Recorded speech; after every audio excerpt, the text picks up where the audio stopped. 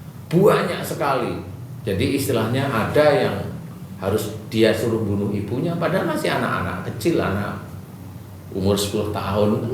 Ada bisikan dalam hati itu suruh bunuh ibunya. Karena saya sudah hafal seperti itu, saya tanya, "Dek, ngapain sih jengkel sama mama?" Dan tanya. Kalau dia kan nggak ngerti pola saya. Dia jawab, "Kenapa sih jengkel sama mama, Dek?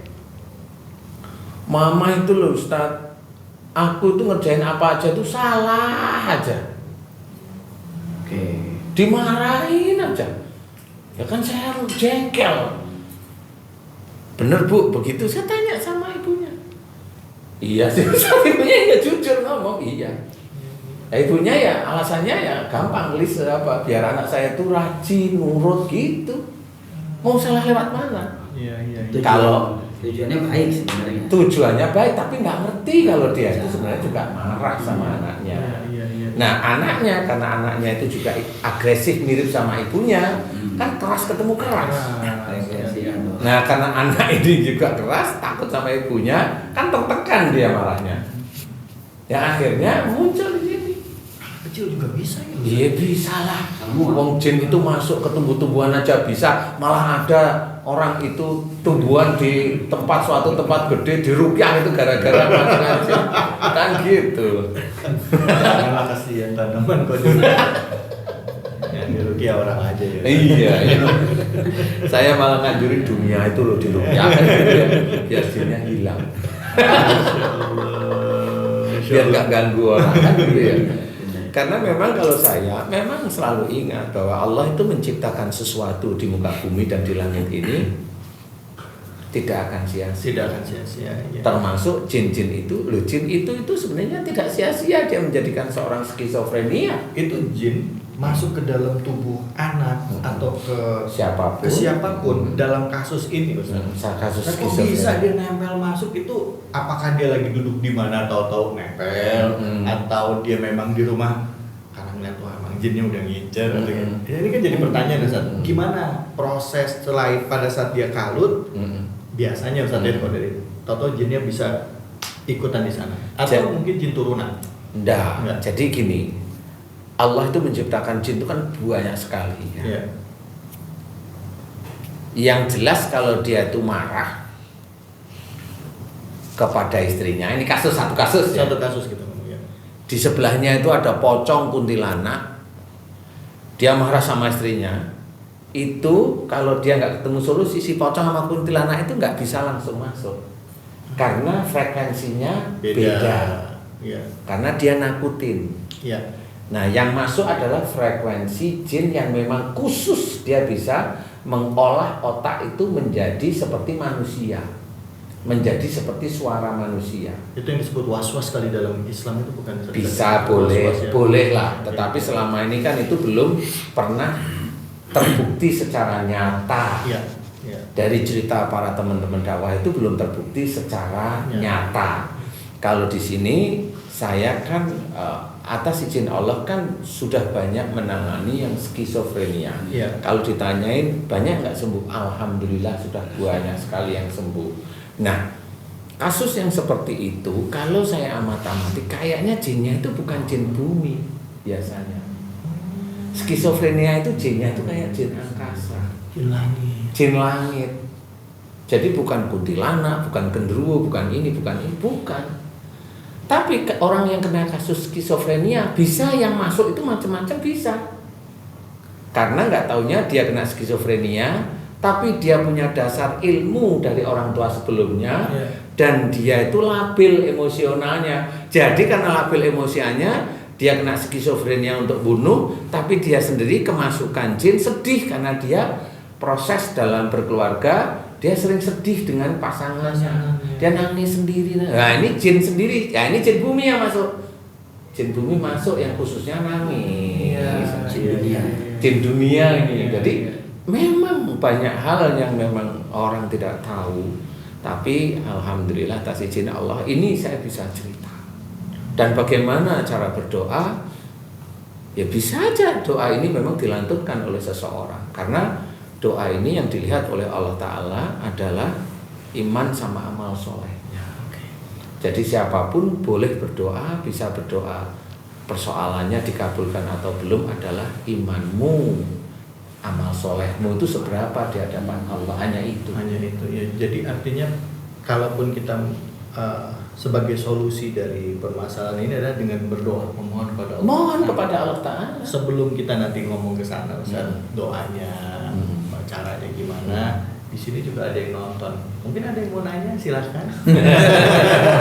Silakan, suaranya aja boleh, silakan. Assalamualaikum Pak Ustaz. Waalaikumsalam warahmatullahi wabarakatuh. Ya.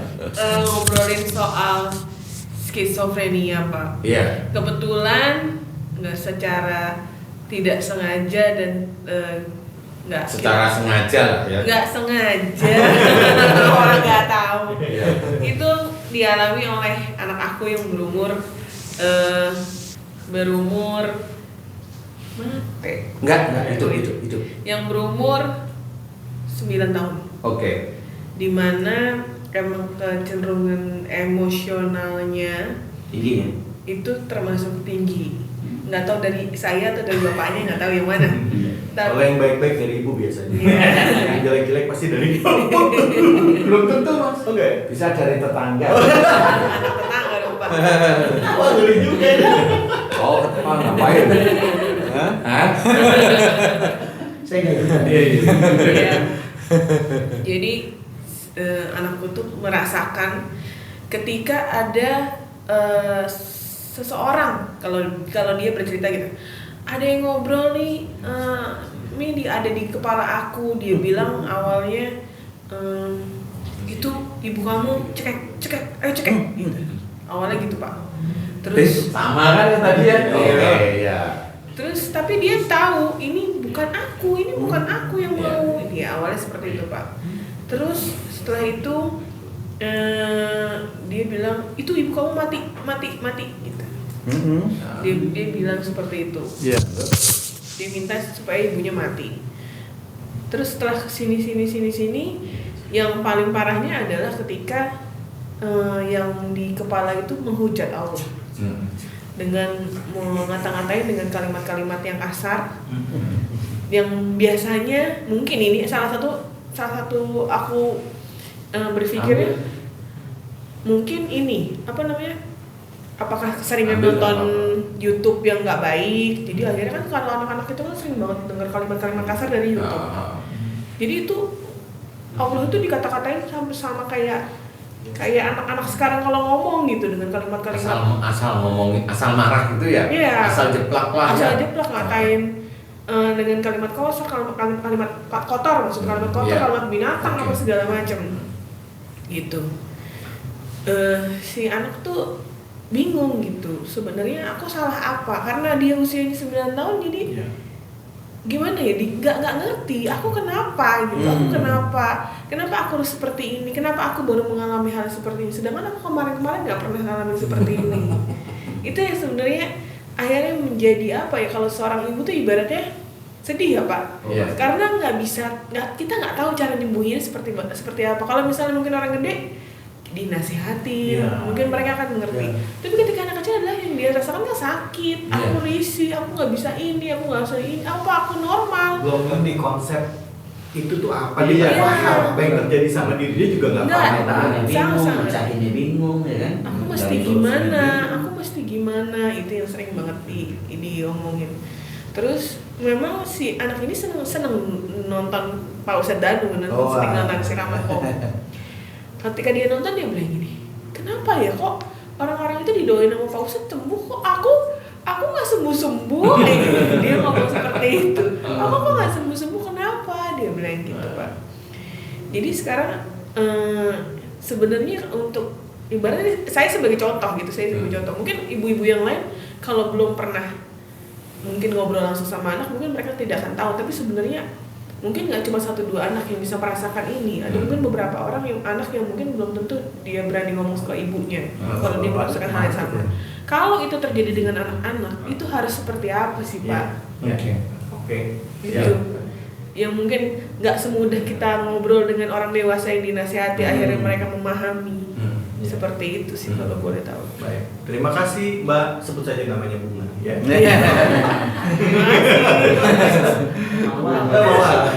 Mawar ya, baik, sebut saja namanya Mawar. Bunga yang sudah layu. Iya. Siap, silakan. Iya. Aduh. Jadi seperti ini. Itu pertanyaan bagus, makanya tadi saya pernah menangani. Cuma memang ya kalau tadi pertanyaan tadi itu kan memang secara prinsip ada beberapa hal yang terjadi pada anaknya beliau. Jadi satu memang ada sihir, karena ada yang memang omongannya itu tipikal omongan manusia. Nah itu alhamdulillah sudah selesai. Kemudian yang berikutnya adalah cekek ibu. Nah itu yang tadi saya bilang. Berarti si adik ini dia sebenarnya menyimpan kemarahan sama jenengan. Cuma nggak ngomong. Karena orang-orang skizo itu biasanya relatifnya pendiam. Agak tertutup, introvert gitu. Nah kalau marah diem, celeleng gini aja. Nah ya sudah, itu pasti akan bereaksi nanti, cepat atau lambat akan bereaksi. Nah, insya Allah kalau masalah itu nanti ditanyain, kalau memang sudah betul, oh iya memang sering jengkel sama jenengan, nggak apa-apa, itu udah ketemu, obatnya ketemu satu. Obatnya ketemu satu, berarti menyimpan marah sudah betul. Ya. Kemudian untuk menghujat Allah namanya, atau memaki Allah, ini kan beda. Ini bukan jin biasa. Jin itu biasanya nggak berani dia memaki Allah. Iya, itu biasanya kalau nggak dajjal, skizo. Kalau dajjal itu kalau saya mengartikannya kesurupannya, Ustaz. Jadi dajjal itu bentuknya kesurupan. Jadi kalau skizo itu kayak doktrin bentukannya. Oh, dibentuk ya? Didoktrin, kayak didoktrin seperti itu. Nah, kalau memaki Allah berarti beliau ada yang tidak disenangi tentang masalah agama. Entah itu sholat, entah itu baca Quran, entah itu pelajaran agama, entah itu dibangunin pagi tidak pernah mau, entah kalau disuruh sholat itu alasannya macam-macam aja, ngomel-ngomel. Nah itu bisa seperti itu. Kalau itu ketemu, ya mamanya dia ngomong, ya saya sama pelajaran agama itu nggak suka, maunya kamu marah. Iya, udah ketemu obat kedua. Jadi tinggal nanti doanya itu fokus ke titik itu. Dan pada waktu sebelum doa itu dimulai, si adik harus dikasih pahaman. Yang pertama, jangan marah lagi sama Mimi ya. Gitu. Ini kuncian tahapan awal. Iya, tahapan awal harus seperti itu. Yang kedua, kalau disuruh sholat atau kalau disuruh ngaji atau dengan pelajaran agama Islam, nggak boleh gerutu, nggak boleh emosional, nggak boleh ini. Dikasih tahu pemahaman pelan-pelan seperti itu. Nanti kalau dia sudah bilang ya, gitu. Nah, ini sudah beda. Obat kedua sudah mulai ditelan nih. Nah, kenapa harus seperti itu? Karena memang tahap tobat itu mau diterima oleh Allah Ta'ala atau penyakit itu mau dilepas oleh Allah Ta'ala, memang ada 3 tahapan memang. Ilal ladina tabu, yang kedua wa islahu, yang ketiga wa bayanu. Baru Allah menjawab faulaika atubu alaihim. Ilal ladina tabu, mereka yang telah taubat. Walaupun si adik kecil tetap harus diajak mau taubat. Jangan marah sama Mimi, ngerti? Itu cara taubat. Jangan berutu lagi kepada Allah kalau disuruh ini. Nah, itu ngerti dia taubat. Waslahu, melakukan perbaikan. Belajar untuk mulai hari itu tidak melakukan lagi. Sering minta ampun, sering minta maaf sama Miminya. Nah, ini sudah mulai proses. Pada Allah itu proses sudah dimulai. Nah, dari situlah mulai nanti Wabayanu memberikan nasihat baik, mulai dia mau ngomong sesuatu yang baik-baik. Baru Allah menjawab, maka tobat mereka yang kuterima. Jadi proses penyembuhan penyakit itu kalau kita mau dasarkan dengan syariat harus jelas dasarnya. Jadi orang sakit itu bukan langsung dibaca-bacain, salah menurut syariat itu sudah salah dulu. Nggak akan bisa sembuh kalau caranya begitu, karena Allah sudah menyuruh, tobatlah, berubahlah, kan gitu. Nah, kalau memang itu dipenuhi, ya insya Allah nanti bisa. Insya Allah, tinggal iman kita itu kuat apa enggaknya di hadapan Allah, mau soleh kita kuat apa enggak. Itu aja sebenarnya. Doa biasa aja, nggak aneh-aneh. Karena skizofrenia itu tidak tertulis di dalam Quran. Mau dibacain surat mana, ayat apa? Bukan saya ini, enggak, memang nggak ada. Gitu. Jadi intinya dekati secara ini, ya saya yakin kalau jenengan itu miminya ya pasti mau lah dielus di tahu cara, tahu lah ya cara ya, insya Allah. Kalau anak ya, kecuali kalau bapaknya saya nggak tahu. Tapi aku ada satu pertanyaan nih, memungkinkan nggak sih Pak seorang anak itu mengalami skizofrenia itu berasal dari turunan misalnya? Apakah salah satu orang tuanya mengalami hal yang sama? Itu mungkin nggak sih si anak itu akhirnya bisa seperti itu?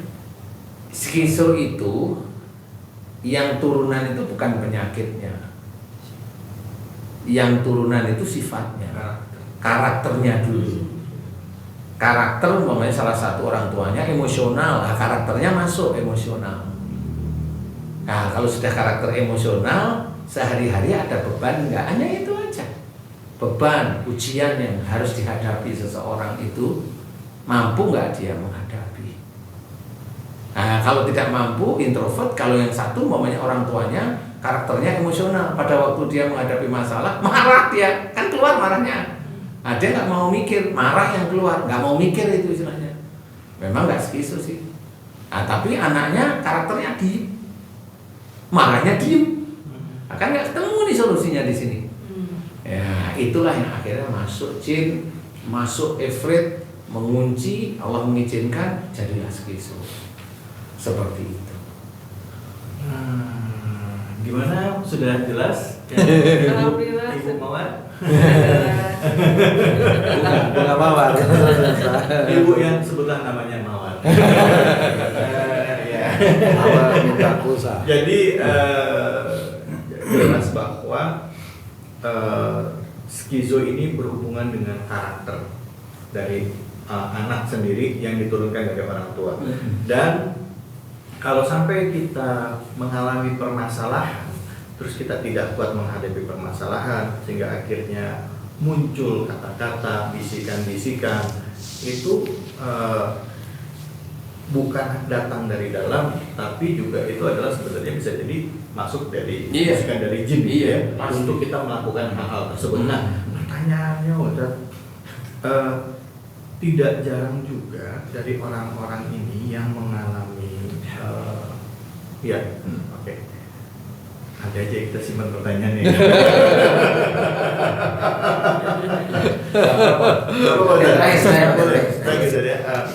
Yang mengalami hal ini rajin ibadah Ustaz. Rajin ibadah. Tapi muncul satu pembenaran di dalam pikirannya yang mengatakan ini adalah perintah Tuhan. Ada loh yang kayak begitu. Dia mengatakan ini perintah Tuhan.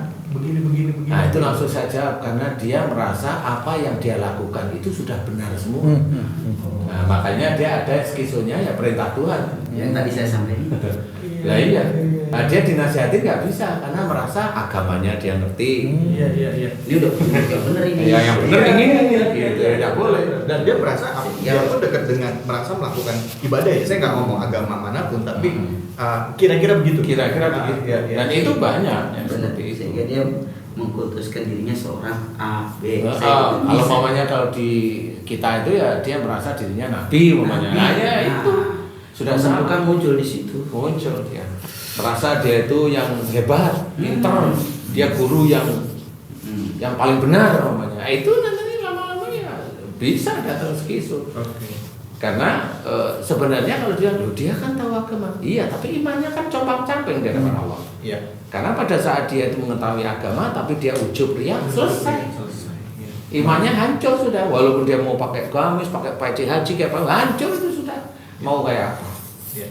Kan gitu. Jadi banyak hal. Contoh umpamanya Ada seseorang yang bisa, dia memang bisa aja, ini cerita ini bisa aja ya, bisa aja dia seorang agamis, tapi dia dia laki-laki, dia dakwah, tapi dia suka sama laki-laki. Iya. Dari mana imannya bisa menyelesaikan dia tuh bisa suka sama laki-laki? Nggak bisa, dan itu dia lakukan terus. Dari sisi iman nggak bisa, karena dia nggak ngerti kenapa saya suka sama laki-laki. Dia nggak ngerti. Itu sebenarnya ada bisikan jin juga. Bukan, hasrat kalau itu sudah. Nafs. Ya, betul. Oke, kita bahas lagi nanti spesifik soal ini ya Ustaz ya. Sama tadi ada juga sebenarnya akhirnya muncul pertanyaan-pertanyaan di otak saya yang agak liar nih bertanya. Tapi sebelum nanti masuk ke tema-tema yang lain lagi di kesempatan episode yang lain, untuk khusus skizofrenia ini Ustaz, apa yang bisa disimpulkan dan juga gimana cara mengobatinya mungkin buat yang lagi nonton sekarang ini. Boleh, ya. jadi gini, doa ini boleh dicatat Ya. karena doa ini sebenarnya biasa aja. Ya. Yang pertama, orang yang kena skizofrenia itu diamati. Ya. Itu kalimat yang keluar itu apa? Ya. Dan kita harus mendengarkan karena memang dia sakit. Ya. Dengerin kemana arahnya, kan seperti itu ya. Ya. Kalau memang dia itu doktrinnya itu bakar rumah, dia udah punya suami atau istri atau belum, kan gitu. Biasanya kalau bakar rumah itu dia belum punya pasangan. Biasanya, loh kenapa? Karena dia biasanya jengkel, minta apa-apa sama orang tuanya nggak dikasih. Nah, itu skizofrenianya suruh bakar rumah. Nah, orang kan nggak pernah tahu yang begitu itu. Nah, tapi memang suruh bakar rumah di sini. Kalau itu di sini betul, tapi kalau suruh bakar rumah di mana? Di sini. Nah, ini ada kemungkinan berikutnya yang harus diketahui. Sebenarnya skizo itu di sini. Tapi kalau dia dengar di sini, berarti orang yang kena skizo ini dia punya ilmu.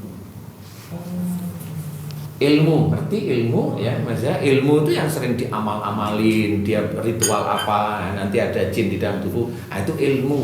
Atau mantra yang diulang-ulang. Itu ilmu istilahnya. Nah, kalau dia sudah penuh ilmu di situ, biasanya yang paling gampang disetir itu adalah ilmunya. Jadi jin angkasa ini akan memegang jin bumi punyanya dia. Kemudian jin angkasa ini dipegang oleh ifrit. Kemudian dipaksa untuk ngomong bakar rumah gitu. Dan itu kalimatnya hanya monoton itu aja. Jadi kalau mamanya aku mau bunuh kamu, nah ini bukan skizo, itu sihir. Aku mau bunuh kamu itu sihir. Maksudnya ke si badan. Iya, dia denger kan gitu. Aku mau bunuh kamu, ini sihir. Tapi kalau mamanya aku mau makan mamanya, kemudian mau lihat piring, nanti ada yang ngomong kamu makan di piring warna kuning mati. Nah itu ada yang gitu. Nanti dia mau cuci-cuci, nanti kalau kamu mau cuci-cuci kepleset mati gitu. Ada yang gitu, dia skizo. Nah itu gimana? Susah beda. Nah, susah, memang harus bertemu dengan yang diizinkan oleh Allah Ta'ala paham. Jadi intinya adalah diketahui dulu. Kalau memang nggak bisa, oke, kita membuka cerita lah. Cara berdoa adalah titik-titik berdoa. Kalau dia itu disuruh bunuh istrinya, berarti dia marah sama istrinya. Mohon ampun di titik marah kepada istri. Kalau dia disuruh bunuh anak, dia pasti insya Allah hampir mirip marahnya dengan pasangannya. Kalau dia disuruh bakar rumah, biasanya dia kalau minta apa-apa nggak dikasih kemudian marah. Nah di titik itu doanya gimana? Ya Allah, jika selama ini yang bakar, aku sering kalau minta pada ayahku, ibuku tidak dikasih, aku marah, jengkel, diam. Semakin lama masuklah makhluk yang akhirnya aku disuruh bakar rumah. Ya Allah, jika itu karena dosa-dosaku, ampuni dosa-dosaku. Astagfirullahaladzim, astagfirullahaladzim, astagfirullahaladzim. Itu harus doa seperti itu. Terus doa terus. Kau nggak kemana-mana? Enggak, titik itu. Kemudian baru setelah doa mohon ampun, mirip itu, begitu.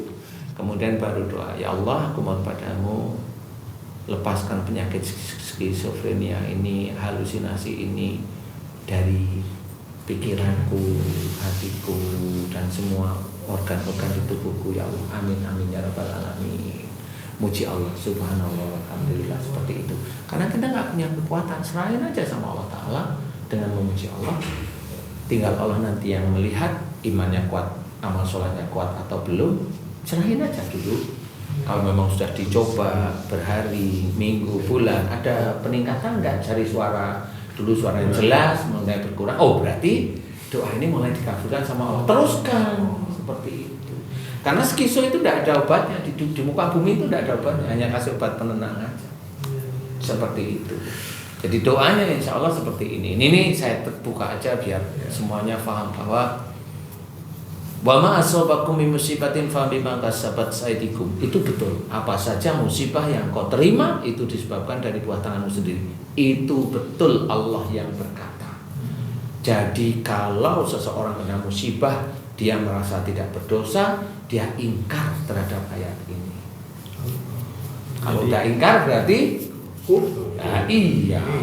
Kufur ya. Siapa aja orang-orang yang kufur akhirnya nggak peduli dia orang tidak tahu agama atau dia tahu agama. La in syakartum la'azidannakum wa la in kafartum la'adzabil syadid. Katanya kalau bersyukur ditambah nikmatnya, tapi kalau dia kufur mengingkari ya azab Allah yang perih. Jadi kita harus banyak-banyak introspeksi diri ya. Iya benar.